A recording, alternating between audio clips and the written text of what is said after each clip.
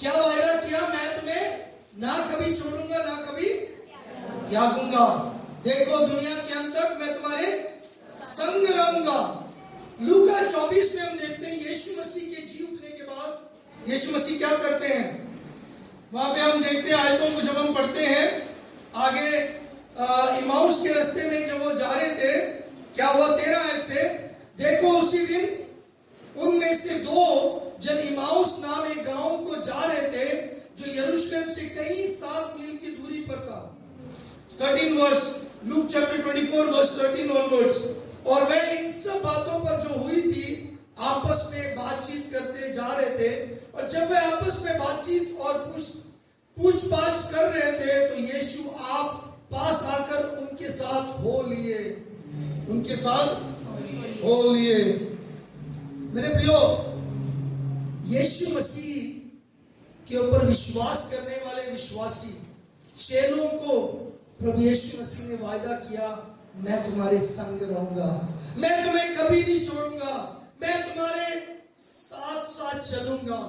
और प्रभु ने उनको अगुवाई देने का, उनको संगति देने का, उनको तसल्ली देने का, उनको बल देने का, उनके संग रहकर उनके साथ साथ उनकी सहायता करने का प्रभु ने वायदा किया है। प्रभु ने कहा है कि मैं तुम्हें नहीं छोड़ूंगा। लेकिन चेले, प्रभु यीशु मसीह पर विश्वास करने वाले, उस समय के पीछे चलने वाले चेले भी दुखी, और ना सिर्फ वो दुखी थे बल्कि उदास, उनके चेहरे उतरे हुए थे, डरे हुए थे, भयभीत थे। वो हार माने हुए थे। अरे ये क्या हो गया, हम जिसके पीछे चल रहे थे उसको तो क्रूस पर लटका दिया।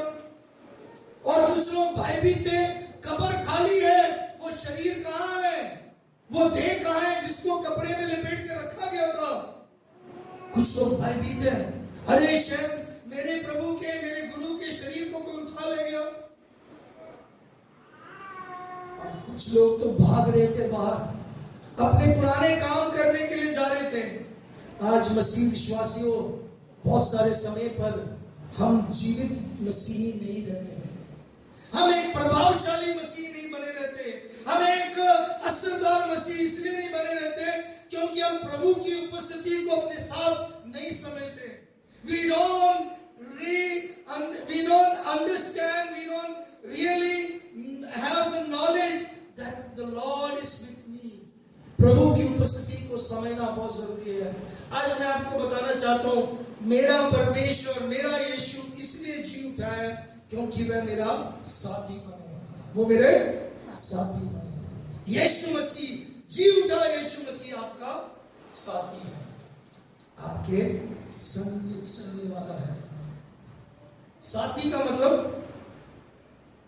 मेरे साथ चलने वाला, मेरा पार्टनर, मेरा कंपेनियन, सहकर्मी या सहभागी मेरे साथ। मेरे प्रियो, जब ये इमाउस के रास्ते में जा रहे थे, 13 से जब हम 24 पढ़ते हैं, यहाँ पे 13 से 15 आयतों में वहां देखते हैं क्या है, वहां पे ये लोग भी, और 1 से 12 में भी देखते हैं कि वहां पे पतरस भी क्या कर रहा है।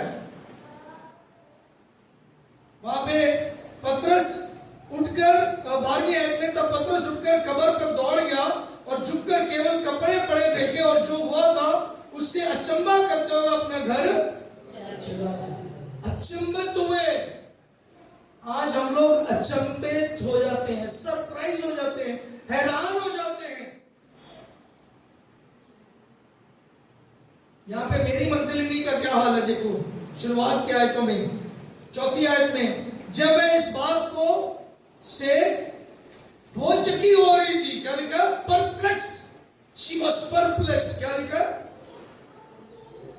हो चुकी, मेरे हिंदी भाषा में लिखा, और कोई किसी के पास वर्ड, मतलब वो एक तरीके से परेशान होगी। आज आप में से कोई परेशान है अपनी जिंदगी में? विश्वासियों, मैं आपसे पूछ रहा हूं, ये विश्वासियों के लिए है। यीशु के चेलों के हाल है ये, मरियम का ये हाल है, पतरस का ये हाल है। घबराए हुए, डरे हुए, वो क्या कर रहे थे, भाग रहे थे, डरे हुए थे। और सबसे अद्भुत बात, ये जो दो चेले थे वो क्या कर रहे थे? आपस में बातचीत कर रहे थे। यहां आज के संसार में, आज के समय पर हम लोग आपस में बहुत बात करते हैं। ये बच्चे देखो आपस में कितना बात कर रहे हैं। मेरा पेन देखो कितना अच्छा है, मेरी पेंसिल देखो कितनी अच्छी है। ऐसे बड़े भी बात करते हैं, तुम्हारा सूट कितना अच्छा है। चर्च में बैठ के मत पूछना, प्रभु देखता है, चाहे चर्च में बाहर। यहां लेकिन ये लोग आपस में बातचीत क्या कर रहे थे? जो चीजें हो चुका है, आज लोग जो हो चुके हैं उसके बारे में बातचीत करते हैं। अरे पता है वो पंजाब में कितनी बड़ी वो खेत का नुकसान हुआ अभी पिछले दिनों में, आपको पता है? अभी पंजाब में वो नौकरियां मिल रही हैं, बिजली के बहुत, ये सब बातचीतों में बहुत टाइम लगता है, बहुत अच्छा लगता है। अभी क्रिकेट मैच हुआ था, है ना, कितना अच्छा लगा। हम लोग गए थे देखने के लिए। इस बार तो नहीं तुम गए ना? ये तो हमेशा टिकट मिलता है। मैं मणिपुर गया, मुझे किसी ने बोला आप टिकट दिलवाना आप। मैंने बोला हमारे एक साहब है यहाँ पे, उससे दिलवाएंगे। हम लोग बातचीत बहुत करते हैं, लेकिन यहाँ पे ये लोग बातचीत क्या कर रहे थे? किसके विषय में बातचीत कर रहे थे? जो यीशु मसीह के साथ हुआ और जो उस समय यरूशलेम में चल रहा था। मेरे प्रियो, बातचीत होना कोई गलत बात नहीं है, लेकिन क्या बातचीत हो रहे थे? वो प्रभु के विषय में बातचीत कर रहे थे। और उसी समय प्रभु उनके साथ आ जाता है, प्रभु उनके साथ हो जाता है। आप किसके बारे में बात करते हो अपने जीवन में? हमेशा अगर याद रखना, मैं हमेशा ये बोलता हूं, आप शैतान को याद करोगे, शैतान हाजिर हो जाता है। याद रखना, आप हमेशा बुरे बुरे बातें याद करोगे, बुराई में ही लगे रहोगे। अगर आप नकारात्मक बातें करते रहोगे, आप नकारात्मक बने रहोगे। अगर आप कहोगे मैं बीमार हूं, मैं परेशान हूं, मैं दुखी हूं, अरे मुझे डर लग रहा है, मुझे ये हो रहा है, आप वैसे ही रहेंगे। आप में से कितने लोग हैं जो प्रभु के बारे में बात करते हैं, प्रभु के विषय में बात करते हैं, प्रभु ने किए हुए कामों के बारे में बात करते हैं? आज के जो हालात है उसके ऊपर बात करने के बजाय परमेश्वर ने जो कार्य किया उसके ऊपर बात करना जरूरी अवश्य है। यहाँ पे इन दो चेलों के जो हालात हैं वो क्या है? 16वीं आयत में देखो क्या लिखा है? आपस में बात करें तो क्या हुआ? कौन है उनके पास? इधर किसके बारे में बात कर रहे थे? यीशु के बारे में। तो तुरंत कौन है उनके पास? यीशु मसीह। और 16वीं आयत में क्या देखते हैं? परंतु उनकी आंखें ऐसी बंद कर दी गई थी कि उसे पहचान न सके। यहां पे ध्यान रखने एक बहुत बड़ी समस्या आज लोगों की जिंदगी में। आज विश्वासियों की आंखें बंद है। आज विश्वासी यीशु मसीह को नहीं पहचान रहे। आज विश्वासियों के आंखों को वो रोका गया, रुकावटें हैं, वो बंद किया गया है। पर्दा डला हुआ है। इधर ध्यान दीजिए, पर्दा डला हुआ है। कैसे पर्दा? एक्चुअली अगर उसकी आयतों को और ध्यान दें, मरकुस 16:12 में लिखा है, मरकुस 16:12 आप बाद में पढ़ सकते हैं। यूहन्ना 20 उसके 15 आयत में भी इस विषय में लिखा है। और अगर आप ये दोनों को कंपेयर करोगे, इस 20 के 15 में जो यीशु मसीह ने, यूहन्ना 20 के 15 में जब स्त्री से कहते तू क्यों रो रही है, तुम किसको खोज रहे हो? और स्त्री ने किसका जवाब पाया? वहां पे जो बाग में काम करने वाला माली है, आके बोलते हैं, अरे माली का जवाब आता है। और माली जब पूछते, बात करते, स्त्री बोलते अगर तुमने मेरे प्रभु को, अगर तुमने उसको उठाया तो वापस कर दो। स्त्री भी समझ नहीं पा रही। मरियम, मेरे प्रियो, ये आयतें हमें इस बात को दर्शाता है कि हमारे अयोग्यता प्रभु को पहचानने का। हम अपने विश्वासी जीवन में जी उठे, मसीह के ऊपर विश्वास कर रहे हैं। आज से 2023 साल पहले वो जी उठे, लेकिन आज हम अपने जीवन में चलते चलते उसको पहचान नहीं पाते। कब नहीं पहचानते? जब हमारे साथ बहुत बहुत बड़ा भयंकर कोई बात हो जाए, जब हमारे ऊपर कोई आफत आ जाए, कोई परेशानी में से हम गुजरे, कोई भी दुखों में से हम गुजरे, तो हम उसको नहीं देखते। क्यों नहीं देखते? एक वर्ड है अंग्रेजी में लिखा है हमारा presumption. Our perception is such way that we don't see him. हमारी धारणा ऐसी है कि हम उसको नहीं देखते, हम बाहरी चीजों को देखते हैं।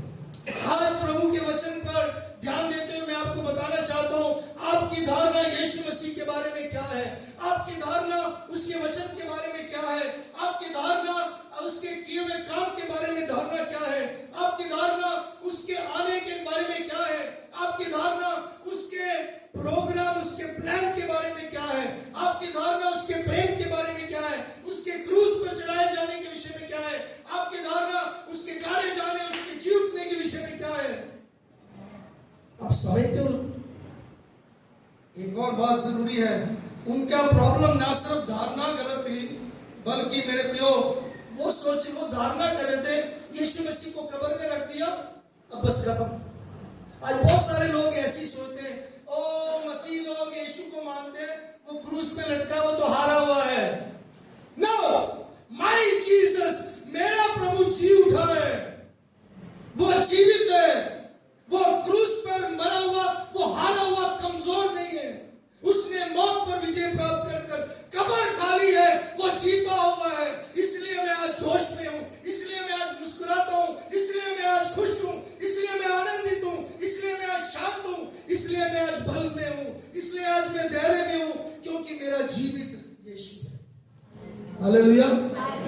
आप तो मरे हुए जैसे लगते हो, ऐसे लगता है कि आपका परमेश्वर भी मरा है, आपका विश्वास भी मरा है, आप भी मरे हो हमेशा।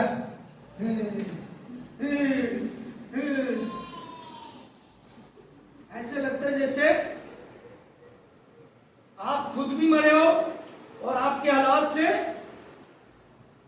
आप दूसरों को भी मार देते हो।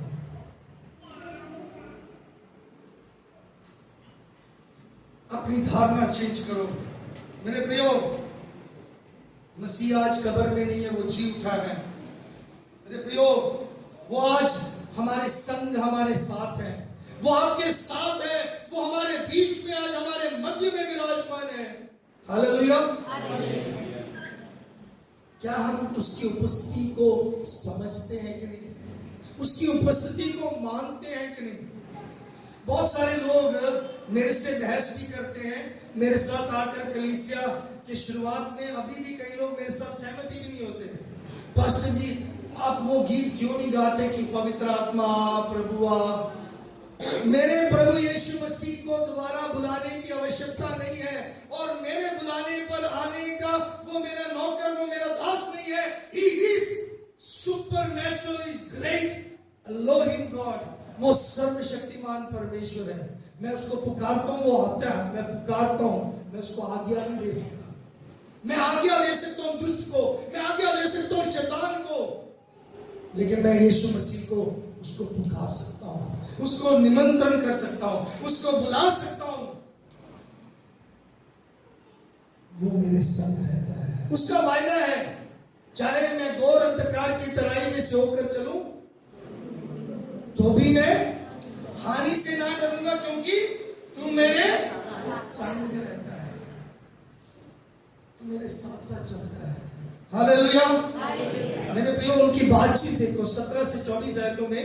उसने उनसे पूछा, ये क्या बातें हैं जो तुम चलते चलते आपस में करते हो? वे उदास से खड़े रह गए। क्या रहे? मैं नहीं बोल रहा, वचन में लिखा है। बहुत सारे मसीह लोग उदास रहते हैं, चेहरे पे उदास, जीवन में उदास, निराशा, परेशान।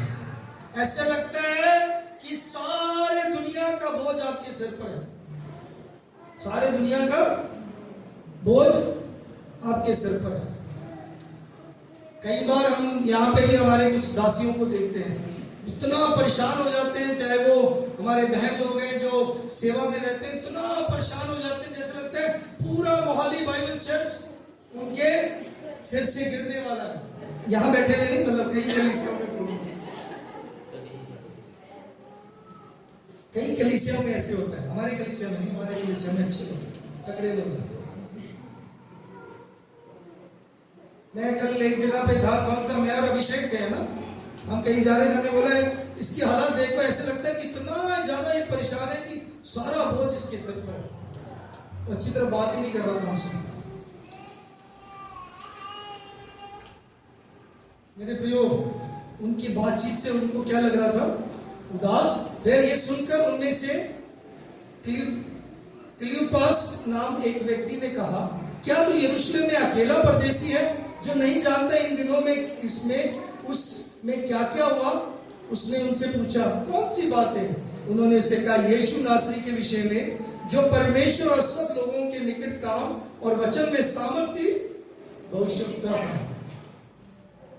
फिर और क्या बोला, और महायाजक और हमारे सरदारों ने उसे पकड़वा दिया कि उस पर मृत्यु की आज्ञा दी गई और उसे क्रूस पर चढ़ाया, परंतु हमें आशा थी कि यही इजराइल को छुटकारा देगा। फिर और इन सब बातों की सिवाय इस घटना को वे तीसरे दिन हुए। सो हमने से कई स्त्रियों ने भी हमें आश्चर्य में डाल दिया, जो भोर को कब्र पर गई थी और जब उसकी लौट ना पाई तो ये कहते हुए आई कि हमने स्वर्गदूतों का दर्शन पाया जिन्होंने कहा कि वह जीवित है। तब हमारे साथियों में से कई एक कब्र पर गए, जैसे स्त्रियों ने कहा वैसे ही पाया, परंतु उसको ना देखा। अभी भी नहीं देखा, अभी भी नहीं देख रहे आप लोग, अभी भी आप नहीं पहचान रहे। यीशु मसीह आपके साथ है, आप नहीं पहचान रहे। यीशु मसीह आपके जीवन में है, आप नहीं पहचानते। मुझे डॉक्टरों ने बोल दिया मेरे फोड़ा इतना बड़ा हो गया, पता नहीं कैंसर हो गया। अपने आप ही सोच लिया, अपने आप ही आजकल डॉक्टर बन जाते हैं, क्योंकि आजकल यूट्यूब ने बहुत ज्यादा डॉक्टरी बना दिया। मेरे सिर दर्द का हल मेरे पास है।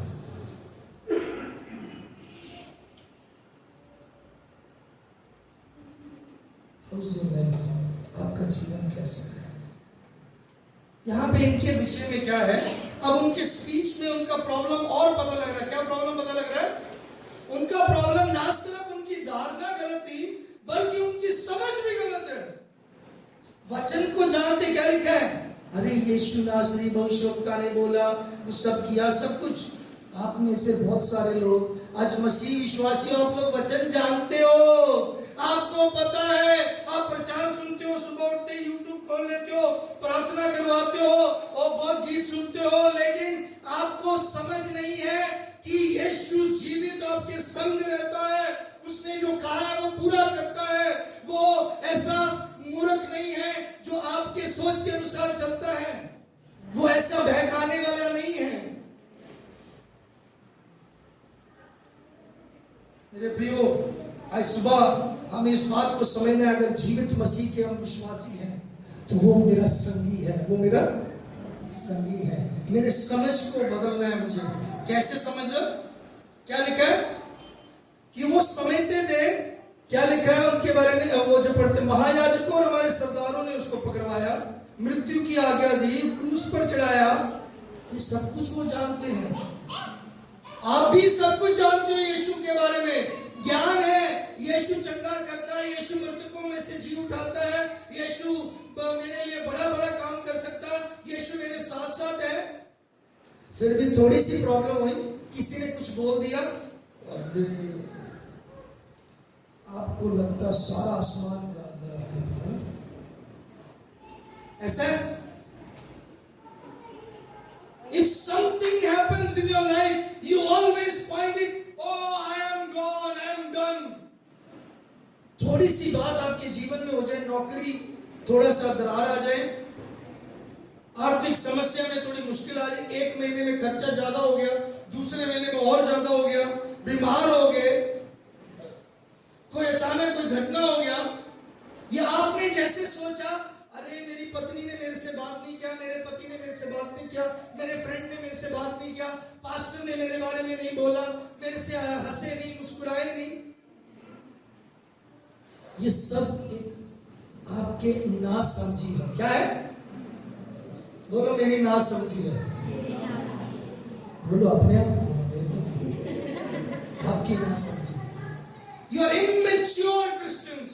आप ना समझे मसीह हो, तभी आपको समझ नहीं है कि वो तो बड़े कार्य करने वाला परमेश्वर है, वो महान परमेश्वर है। उसके बारे में जो उसने बोला है वो सत्य है और वो पूरा करता है। अगर उसका जन्म सत्य है, अगर उसका बपतिस्मा सत्य है, उसका वचन सत्य है, उसकी भविष्यवाणी, उसके मारे जाने का सत्य है, उसके गाड़े जाने का सत्य है, तो उसका जी उठना भी सत्य है। आमीन। इसलिए मेरा जी उठना भी सत्य है, इसलिए मेरा सेवकाई का फल भी सत्य है, इसलिए मेरा आपको प्रचार करना भी सत्य है, क्योंकि ये वचन सत्य वचन है। ये क्या करता है? बहाल कर देता है हमारे दिल को। क्या करता है? भजन संहिता 19 में क्या लिखा? Psalm 19 says, the law of the Lord is perfect and refreshing the soul. हमारे हृदय को क्या करता है? बहाल करता है। मेरे प्रियो, उनकी जरूरत क्या है? उनकी धारणा और समझ बदल जानी चाहिए। मेरे प्रियो, आज सुबह मैं आपके सम्मुख रखना चाहता हूं, आज आपकी धारणा कैसी है? आज आपके समझ कैसे हैं? आज आप क्या समझते हो परमेश्वर के बारे में, यीशु मसीह के बारे में? 24 आयत और 25 आयत में पढ़ते हैं, तब उसने उनसे कहा, हे निर्बुद्धियों और भविष्यवक्ताओं की सब बातों पर विश्वास करने में मंदमतियों, क्या अवश्य ना था मसीह ये दुख उठाकर अपनी महिमा में प्रवेश करें? इधर ये अवश्य था, परमेश्वर के प्लान में, योजना में अवश्य। It was very and appointed that Christ suffered and enter into the glory. ये अवश्य था, तभी आज मैं और आप आजादी से आराधना कर रहे हैं, तभी मैं और आप आज खुशी से आनंद मना रहे हैं उसके जी उठने को, क्योंकि उसका दुख उठाना और उसका महिमा में जाना अवश्य था। ये लिखा हुआ था, this was prophesied, this was planned। समझ नहीं आया? आप मरे हुए ढूंढ रहे हो, आप अभी भी वही बातें सोच रहे हो जो मरे हुए लोग करते हैं। मरे हुए विश्वास आपका। किसी व्यक्ति ने ऐसा बोला, आज विश्वासियों में सबसे ज्यादा क्या आ गया?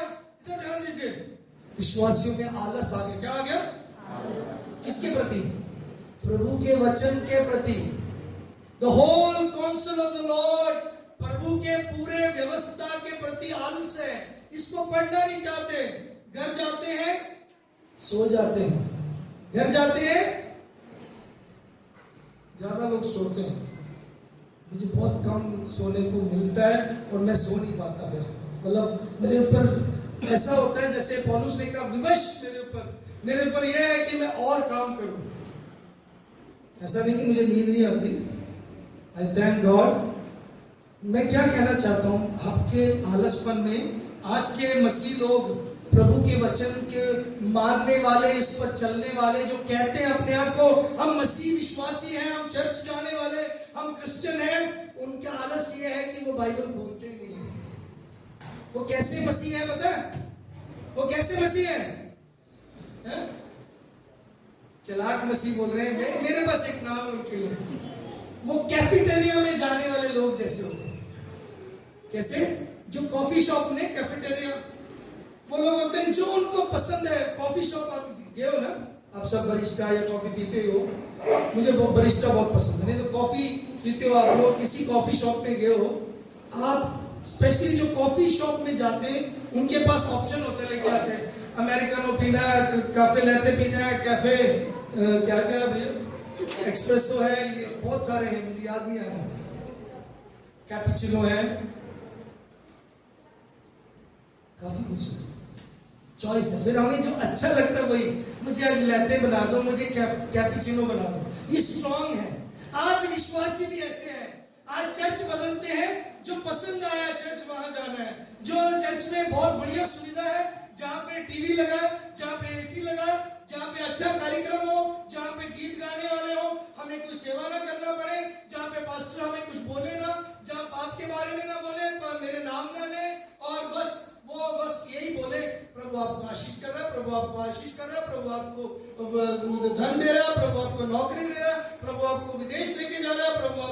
घर बना रहा है, मकान दे रहा है, यही बोलता रहे। आज मॉल की तरह लोग चर्च बदलते, मॉलों की तरह। समझ नहीं है वचन का, समझ नहीं है वचन का। बैठिए प्लीज, कृपया बैठ जाइए। आज लोग रेस्टोरेंट और मॉल की तरह, जहां उनको सुविधा, जहां उनको मनोरंजन लगता है, जहां पे उनको अच्छा लगता है, वहां जाना पसंद करते हैं। जहां वचन का प्रचार होता है वहां पसंद नहीं करते। इसलिए कई बार मुझसे कई लोग पूछते हैं, आपकी चर्च में लोग बहुत कम होते हैं। मैं क्या, हम वचन पढ़ाते हैं, वचन सिखाते हैं। क्या करते हैं हम? वचन को पूरी रीति से मानते, इसको पढ़ाते सिखाते हैं। हम लोगों को, मैं कल भी एक धारणा, आजकल लोगों की धारणा में मुझे याद है, ये मैंने पहले सोचा था, थोड़ा सा क्लियर करें आपको। Then I'll go and conclude within one time. So, जब हम धारणा की बात करते हैं, लोग सोचते हैं, एक लोगों की धारणा है, चर्च में जाएं, गीत बजे, इधर ध्यान देना, बच्चे बड़े सब ध्यान देना। आज की धारणा है लोगों की, ये धारणा है, गलत धारणा, जो पूरे मतलब YouTube में, टीवी में चल रहा है। जैसे गीत बजेगा हमें नाचना है, और हमें गिरना है, हमें रोना है, हमें चिल्लाना है, हमें चीखना है, क्योंकि ऑलरेडी चिल्ला रहे, चीख रहे होते हैं। ये धारणा बन गया। अगर आप मसीह हैं, मैं आपको सच में बताना चाहूँ, बाइबल बताती है, जो बाइबल मैं विश्वास करता और मानता हूं, ये बाइबल में लिखा है, आप एक बारी आपका पाप क्षमा हो गए, एक बारी आजाद हो गए, तो आप फिर बंधन में नहीं हो। अगर आपने ट्रूली मसीह बन गए, आप सच्चे रीति से मसीह के पीछे चल रहे हो, तो शैतान के बंधन में आप नहीं हो सकते, आप छूट गए हैं। हालेलुया। जो ढोंगी मसीह हैं, जो बार बार गिरते हैं, बार बार नाचते हैं, जो बार बार बंधन में जाते हैं, वो मसीह नहीं है। आई टेल यू दैट, क्योंकि आपने सच में मसीह को नहीं ग्रहण किया, आपने उद्धार नहीं पाया, आपने वाकई में, आपके दिल परिवर्तन नहीं हुआ, आपका मन बदला नहीं है। कई चर्चों में देखते हैं, वही लोग हमेशा गिरते हैं, वही लोग हमेशा गाते हैं, वही लोग हमेशा डांस करते हैं, वही वो चिल्लाते रहते हैं। मैंने देखा है। गलत धारणा बनाओ, फिर ऐसा लगता है कि सबको चिल्लाना चाहिए, सबको रोना चाहिए, सबको ऐसा करना चाहिए। मैं आज सोच रहा था, आप कभी अपने पाप के लिए रोए? अपने दुख के लिए, दर्द के लिए रोते, लेकिन आपने जो पाप किया कभी उसके बारे में रोए? कभी? याद रखना, आपके पापों के लिए यीशु मसीह ने अपने हाथों पर कीले ठुकवाए, अपने पैरों पर कीले ठुकवाए, ताकि आप रोए ना, ताकि आपको दुख ना आए।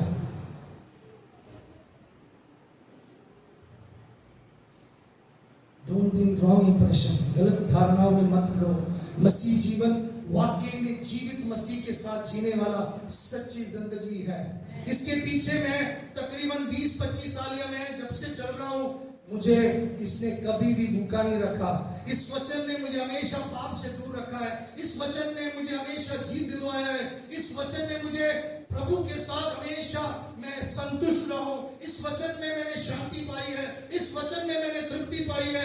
ये वचन को पूरी रीति से आपको समझने की जरूरत है। इसका थोड़ा वचन मत समझा करो, अरे वो कुछ बोल रहे हैं भाषा में, मुझे भी वो चाहिए। कुछ लोग तो चर्च में आते हैं, बोलते आप वो चीज नहीं बोलते जो सब लोग बोलते हैं। मेरे बाइबल में, हमारे बाइबल में उसके ऊपर प्राथमिकता नहीं है। जो बाइबल में प्राथमिकता है वो है मेरा और आपका पवित्र जिंदगी, मेरे और आपका प्रैक्टिकल क्रिश्चियन लाइफ, मेरे और आपकी गवाही वाली जिंदगी, मेरे और आपके प्रभु को आज्ञा मानना जरूरी है। कई साल पहले मैं चंडीगढ़ आया था, तब मैं लुधियाना रहता था। हमारा एक अच्छा सिंगिंग ग्रुप था, मैं नहीं था उसमें, लेकिन मैं उस यूथ फेलोशिप का हिस्सा जरूर था। और मेरे को उस यूथ फेलोशिप में PRO बनाया हुआ था, पब्लिक रिलेशन ऑफिसर। तो हमारी टीम यहाँ पे आई, तो मैं पीछे था, स्टेज के पीछे।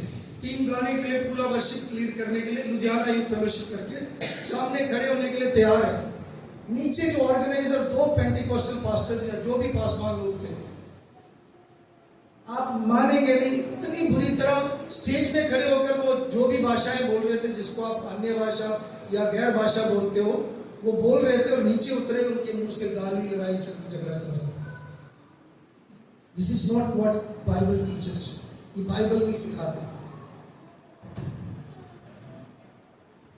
गलत धारणा में मत रहो मसीहो कि ऐसे चल रहा है तो चलने दो, और इतनी बड़ी भीड़ जा रही है तो आप बोल रहे हो आप थोड़े से हो इसलिए आप अपने आप को नहीं। नो, हम थोड़े जरूर है लेकिन हम सच्चे हैं, हम पक्के हैं। हमें कोई गिरा नहीं सकता क्योंकि हमारा भेष वचन है, हमारा परमेश्वर यीशु मसीह जीवित है। हालेलुया। मैंने यीशु के पीछे, यीशु के ऊपर विश्वास करके मैं चला हूं, यीशु के बुलाहट पर चल रहा हूं। मुझे समझ है कि यीशु ने क्या बोला है, अगर उसके पीछे चल रहा है तो क्या कर रहा है, विश्वास की जिंदगी क्या है उसने सिखाया है। समझ लो, यहाँ पे वो लोग समझ नहीं लेते। और आगे हम देखते हैं, यहाँ सिर्फ ये बात, अभी आगे चलते हैं सब 28 आयतों में, वहां पे आगे इस वचन में देखते हैं। इतने में वे उस गांव के पास पहुंचे जहां वो जा रहे थे। उसके ढंग से ऐसा जान पड़ा कि वे आगे बढ़ना चाहता है, परंतु उन्होंने ये कहकर उससे रोका कि हमारे साथ रहे, क्योंकि संध्या हो चली और दिन अब बहुत ढल गया है। तब वह उनके साथ रहने के लिए भीतर गया। मेरे प्रियो, यीशु मसीह आप उनके साथ आए, उनके साथ चले। यीशु मसीह हमारे संग चल रहा है, यीशु मसीह हमारा साथी है। रात हो जाए हमें वो अकेले नहीं छोड़ता। आज आप जीवन में कहीं भी हो, आप घबराए ना। मेरे प्रिय विश्वासी भाई बहनों, मैं आपको उत्साहित करना चाहता हूँ, यीशु मसीह आपके संग, आपके साथ भीतर रहता है। उसका वायदा है, यदि कोई अपने दिल के द्वार खोलता है, अब आवाज सुनकर जब मैं खटखटाता हूं, मैं उसके भीतर आऊंगा और मैं उसके साथ भोजन करूंगा, मैं सहभागिता करूंगा, मैं उसके संग रहूंगा। जो मेरी बातों को मानता है और उस पर चलता है, जैसे मैं पिता के साथ बना हूं, वो मेरे साथ बना रहेगा। आमीन। बना रहना बहुत जरूरी है। क्या हम मसीह में बने हैं? Are we abiding? He abides with us. वो हमारे संग रहता है। क्या हम उसके संग हैं कि नहीं? याद रखना, आप मैं खाने में उसको नहीं लेके जा सकते फिर कहो कि प्रभु मेरे साथ है, मुझे ले गया। नो, आप मूर्ख हैं अगर आप आगे ऐसे कहते हो। आप गाली बक रहे हो, आप लड़ाई कर रहे हो, आप कह रहे हैं प्रभु मेरे साथ है। आप चोरी कर रहे हो, आप काम सही नहीं कर रहे, आप आलस कर रहे हो और आप कह रहे हैं प्रभु मेरे साथ है। नो, प्रभु आपके साथ है तो आप प्रभु के संग कैसे रहना है? आगे नीचे आयतों में देखो, वहां पे 19 आयत में क्या, 30 आयत में, जब वह उनके साथ भोजन करने बैठा तो उसने रोटी लेकर धन्यवाद किया। वो आपके संग होता है तो आपका वो मेजबान नहीं अकेले बनता, बल्कि वो आपको खिलाने वाला बनता है। हालेलुया। मेरा प्रभु जब मेरे संग है, वो मेरा सिर्फ अदृश्य मेरा मेहमान नहीं, he is not the unseen guest at my meal, but he is the unseen host of my meal. वो मेरा अदृश्य वो मेजबान है मेरे खाने का, मेरे भोजन का। वो मुझे खिलाता है। प्रभु यीशु मेरे संग है तो वो मुझे खिलाता है। If Jesus is with me, he satisfies, he provides, he gives me bread. वो आप देता है। और उसका तरीका क्या है? धन्यवाद करना। हर बात के लिए वो धन्यवाद करते हैं। और आगे जब नीचे आए तो हम पढ़ते हैं 32 आयत में, उन्होंने आपस में कहा, 30 आयत में, जब वो रोटी लेकर धन्यवाद उसे तोड़कर उनको देने लगा, तब उनकी आंखें खुल गई। इसमें एक अर्थ है, मेरे प्रिय ध्यान दीजिए। जब आप प्रभु के हाथ से प्रभु के भोजन खाते हो, आपकी आंखें खुलती हैं। प्रभु का भोजन आज हमारे पास जीवित मन्ना है। इसको खाओ, इसको खोलोगे, आपकी आंखें खुल जाएंगी। आपको पता लगेगा सचमुच बॉयफ्रेंड ढूंढ लेना, उसको पकड़ना ही है, सही नहीं है, बल्कि जीवन साथी जो कभी धोखा नहीं देता, वो यीशु मसीह मेरे साथ है।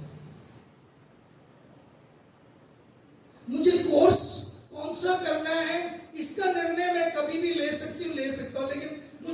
तुम्हें बपतिस्मा लेना, मुझे सोचना पड़ेगा, मुझे 10 दिन दे दो, मुझे महीना दे दो, मुझे साल दे दो। क्यों? वचन में लिखा नहीं। जिन्होंने प्रभु को ग्रहण किया उन्होंने एकदम तुरंत बपतिस्मा लिया, क्योंकि उनका जीवन बदल गया, क्योंकि अब उनके लिए प्रायोरिटी परमेश्वर की आज्ञा बन गई, उनके लिए प्राथमिकता परमेश्वर को खुश करना, परमेश्वर की बातों को सुनना है। मेरे प्रियो, यहाँ पे चेलों का क्या रवैया था, समाप्त करने जा रहे हैं। मेरे प्रियो, वो उनके क्या अदृश्य मेजबान बन गए, और अब उनका क्या है, 31 आयत में उनकी आंखें खुल गई, उनका बदलाव हो गया, अब उनकी दृष्टि बदल गई है, अब उनकी दृष्टि बदल गई। विश्वासियों, अपना नजरिया बदल गया। आप यीशु मसीह को ताकें, दुनिया को, विश्वासियों को, पास्टरों को मत देखें, दूसरे चर्चों को ना देखें, सरकार के ऊपर ना देखें, आप इस संसार की ताकत और ज्ञान और धन के ऊपर ना नजर रखें, आप नजर रखें। इब्रानियों की पत्री में हम क्या पढ़ते हैं? विश्वास के कर्ता और सिद्ध करने वाले यीशु की ओर ताकते रहे। Looking unto Jesus the author and finisher of my faith, our faith. यीशु की ओर ताकते रहे। वो यीशु जो बिल्कुल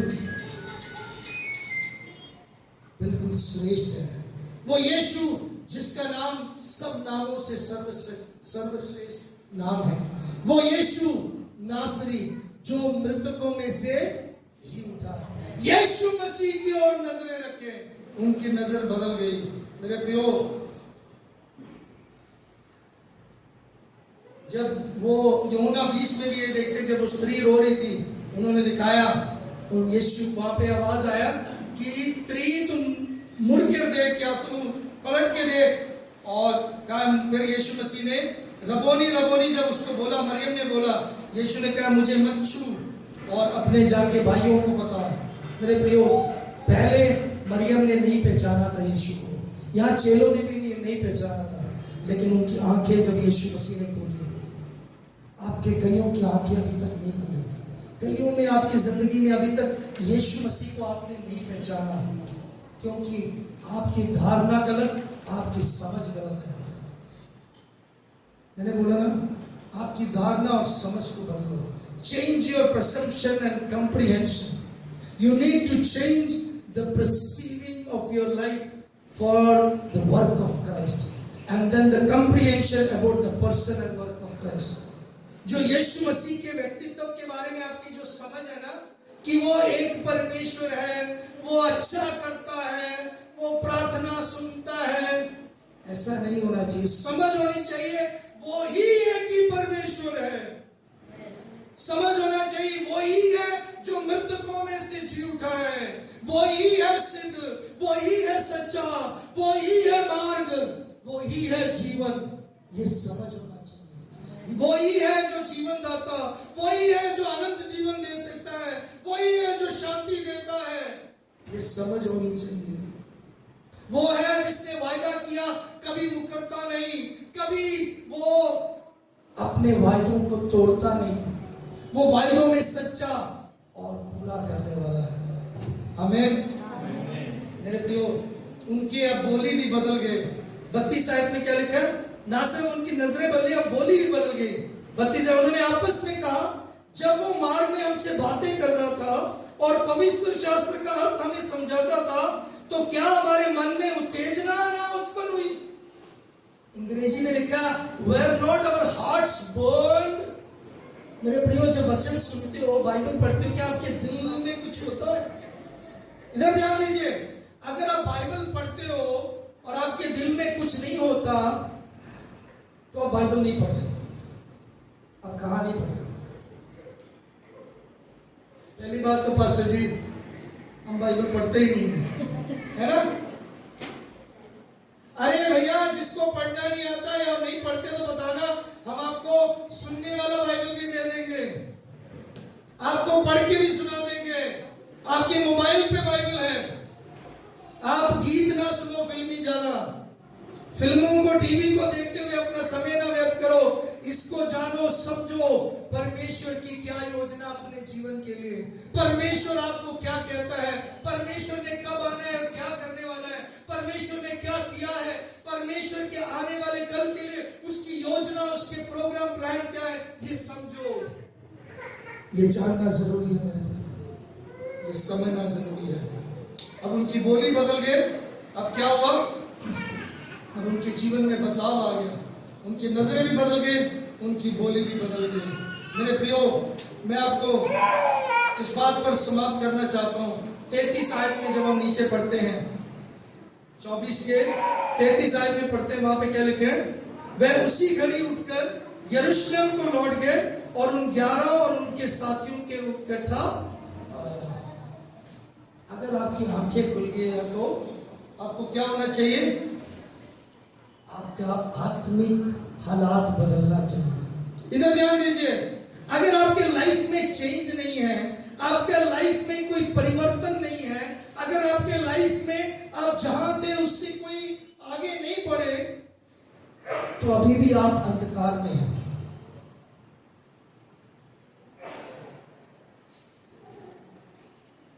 इफेक्टिव असरदार मसीह वही है जिसके जीवन में बदलाव आया, जो वो बोले तो सामर्थ्य से बोलता है, जो वो बात करता है, जो वो सेवा करता है, वो सामर्थ्य वाला कार्य करता है। When he works, that is powerful working.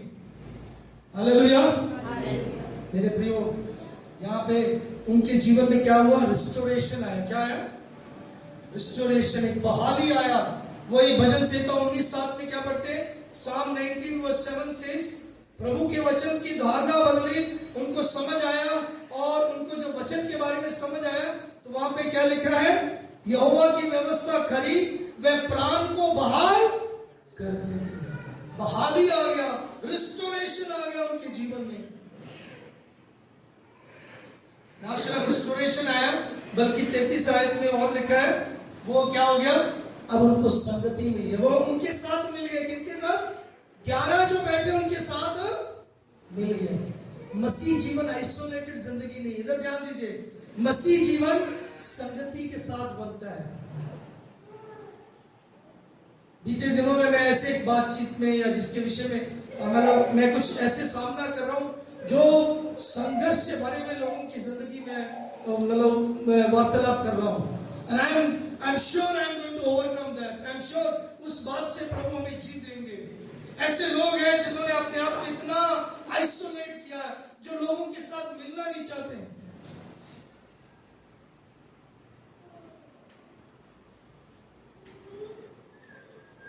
Association इनका कैसे बना? अगर आप विश्वासी हो तो यकीनन आप चर्च में जाएंगे, आप सहभागिता में रहेंगे, आप अपने प्रार्थना विषय बांटेंगे, आप अपने जरूरतों रखेंगे, आप अपने बारे में बताएंगे, आप उनके साथ रहेंगे। दूसरी बात, वहां पे उन लोगों ने 34 आयत में क्या लिखा है, तीसरी बात, सॉरी, पहली बात रिस्टोरेशन, दूसरा एसोसिएशन, तीसरा है अटेस्टेशन। 34 आयत में वो कहते हैं कि प्रभु सचमुच जी उठा है और शमौन को दिखाई दिया है। जब हमारी आंखें खुल जाती है, जब हमारी धारणा और समझ बदल जाती है, तो हम जो कहते हैं उसमें प्रमाण होता है। There is attestation for that. आप अटेस्टेशन को समझते हो कि नोटरी अटेस्ट कराना, हाँ जी, छाप लगाना। उसी प्रकार जब आपकी आंखें खुलती है, जो आप विश्वास करते हो उसके ऊपर प्रमाण हो जाता है, उसको पक्का किया जाता है। आमीन। आप प्रैक्टिकली एक्सपीरियंस करो। Christian life is to live. मसीह जीवन जीने के लिए, मसीह जीवन में चलने के लिए, मसीह जीवन में आगे दौड़ने के लिए, रुकने के लिए नहीं, सोने के लिए नहीं, बल्कि आगे चलने के लिए। मेरे प्रियो, क्या हम परमेश्वर के वचन और उसकी योजना के प्रति अपने आप को खोल के रखा है कि नहीं? क्या हमारी आंखें खुली है कि नहीं? क्या हम बाइबल को, प्रभु के वचन को अपने व्यक्तिगत जीवन में लागू करते हैं कि नहीं? मेरे प्रियो,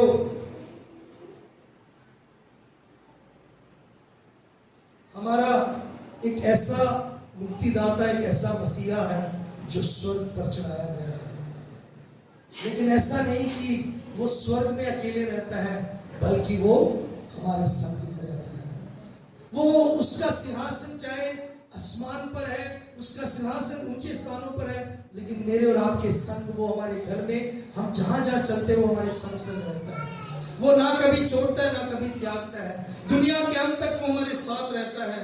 मेरे प्रियो, इस दुनिया के हर एक मत, सोच, समझ या धर्मों के स्थापकों के अनुसार नहीं है कि उसने हमें सिर्फ थोड़े से सिद्धांत दे दिया, थोड़े से बातें समझा दिया, बस यही करते रहो, यही बोलते रहो, यही है, नहीं, बल्कि वो ऐसा परमेश्वर है जो हमारे लिए जीवित होकर हमारे लिए सब काम करके दिखाया जो मनुष्य के लिए असंभव है।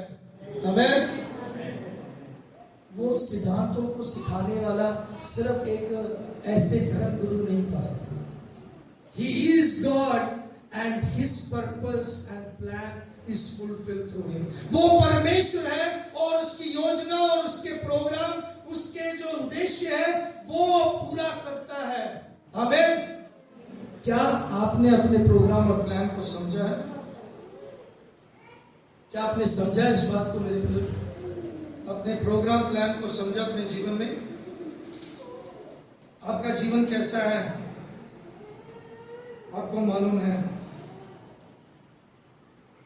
मेरे प्रियो, मैं आज इस बात पर समाप्त करना चाहता हूं, यीशु मसीह जो जी उठा है, जो जिसने मौत के ऊपर विजय प्राप्त किया, जिसने मृत्यु, पाप और शैतान को हराया है, वो जीवित मुक्तिदाता हमारे संग प्रतिदिन चलता है। He is the Lord who walks with us in our daily path. He is the Lord, He is the Savior who talks with us through His word. वो परमेश्वर है जो अपने वचन के द्वारा हमसे बात करता है, जिससे हम बात करते हैं प्रार्थना के द्वारा। वो परमेश्वर है जो हमारे मनों को खोलकर हमें समझाता है अपने वचन, अपने प्रोग्राम्स को। वो परमेश्वर है जो हमारे हर एक कदम के बारे में रुचि रखता है और वो ध्यान देता है। वो परमेश्वर है, चाहे जीवन में हम कितने भी मुश्किल में, परेशानी में, चाहे हम कितने भी तंगी में हो, तब भी वो हमें उठाता है, हमें उत्साहित रहता है।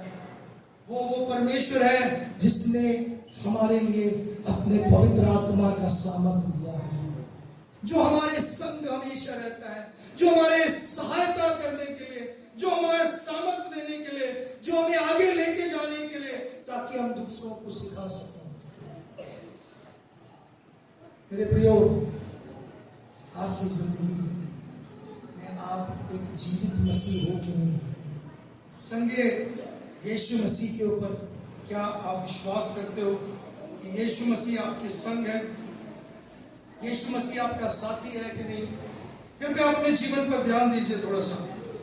यहाँ पे समाप्त करना चाहता हूँ, यहाँ पे मैं रुकना चाहता हूँ, लेकिन मैं रुकने से पहले मैं आपको बताना चाहता हूँ,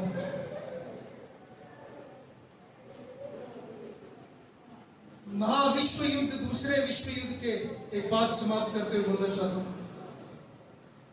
एक रहस्य संदेश आया जो अमेरिका के जो बंधुओं के लिए, कि जर्मनी के जो कैंप है उस पे जो लगे हुए वहां के जो लोग हैं, क्योंकि वो जो युद्ध है वो विराम हो चुका है, बंधुए जो है छुड़ाए जाएंगे, बंधुए जो है छुड़ाए जाएंगे।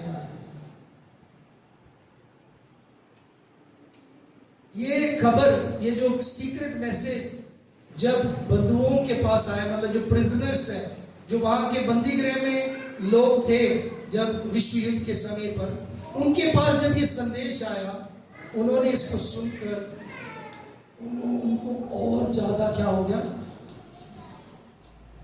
ताजगी मिली, और ज्यादा जीव उनके जान में बहाली आ गई, वो और ज्यादा अलाइव होकर जीने लगे। चाहे जिन्होंने उन तक पहुंचाया उन्होंने ये बताया अभी आपको 3-4 दिन लग जाएंगे छूटने के लिए जेल में से, लेकिन आपके जो है प्रिजन में से आप रिहाई हो जाएंगे, आप जेल में से छूट जाएंगे। उस खबर को सुनते ही वो 3-4 दिन जो उनकी जिंदगी का वो एक क्या है, आजादी के साथ जी रहे थे, खुशी के साथ, आनंद के साथ जी रहे थे। मेरे प्रियो, हमारे जीवन में कितने भी मुश्किलें परेशानी हम सामना करें, हमें यकीन है कि हमारा यीशु मसीह हमें छुड़ाता है। हमें विश्वास है जीवित यीशु मसीह हमारे लिए वो जिंदा कार्य करने वाला है। तो आज हम क्यों रोते हुए, नुकसान पहुंचाते हुए, निराशा में, निरुत्साह होकर, परेशान होकर, क्लेश में, दुख में अपना जीवन क्यों व्यतीत करें? हमें क्या करना चाहिए? हमें आनंदित रहना चाहिए कि हमने छुटकारा पाया है, कि हम आजाद हैं। हमें खुशी से रहना चाहिए कि मेरा यीशु जीवित है, इसलिए मैं भी जीवित हूं।